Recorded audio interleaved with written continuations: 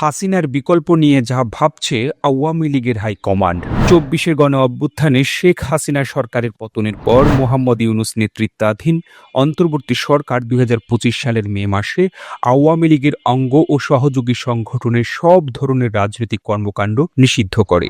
স্থগিত করা হয় দলটির নিবন্ধনও। ফলে ত্রয়োদশ জাতীয় সংসদ নির্বাচনে অংশ নিতে পারেনি দলটি। বর্তমান রাজনৈতিক বাস্তবতায় আওয়ামী লীগ এখনও মূলত বিএনপির অবস্থানের দিকেই তাকিয়ে আছে। দলটির বিভিন্ন পর্যায়ে নেতাদের সঙ্গে কথা বলে জানা গেছে, আপাতত সহিংসতা এড়িয়ে গুছিয়ে রাজনীতি করার কৌশল নিয়েছে আওয়ামী লীগ। সামান্য রাজনৈতিক স্পেস পেলেই কেন্দ্র থেকে তৃণমূল পর্যন্ত সংগঠন পুনর্গঠনের পরিকল্পনা রয়েছে। অতীতে যাদের কারণে দলের ভাবমূর্তি ক্ষতিগ্রস্ত হয়েছে তাদের আর নেতৃত্বে না রাখার বিষয়ে নীতিগত ঐক্যমত্য তৈরি হয়েছে বলে দাবি সংশ্লিষ্টদের। পুরনো বিতর্কিত মুখ বাদ দিয়ে পরিচ্ছন্ন ভাবমূর্তি ও তরুণ নেতৃত্ব সামনে আনা চিন্তা ভাবনা রয়েছে।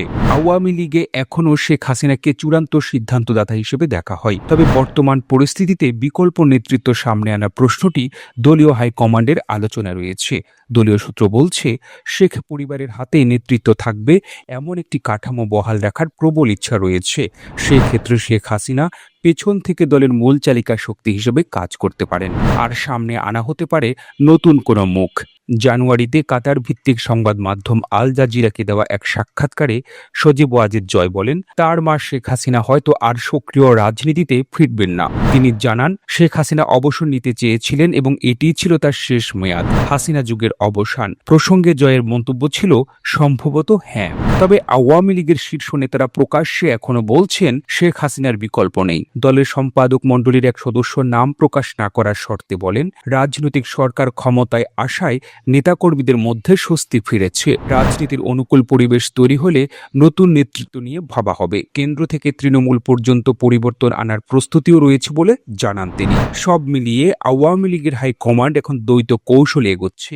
একদিকে শেখ হাসিনার নেতৃত্বকে অটুট রাখার বার্তা, অন্যদিকে বাস্তবতা বিবেচনায় বিকল্প নেতৃত্ব সামনে আনার সম্ভাবনা খোলা রাখা। তবে কার্যকরভাবে রাজনীতিতে ফিরতে সরকারের আনুষ্ঠানিক স্পেস বা ছাড়ের অপেক্ষায় রয়েছে দলটি।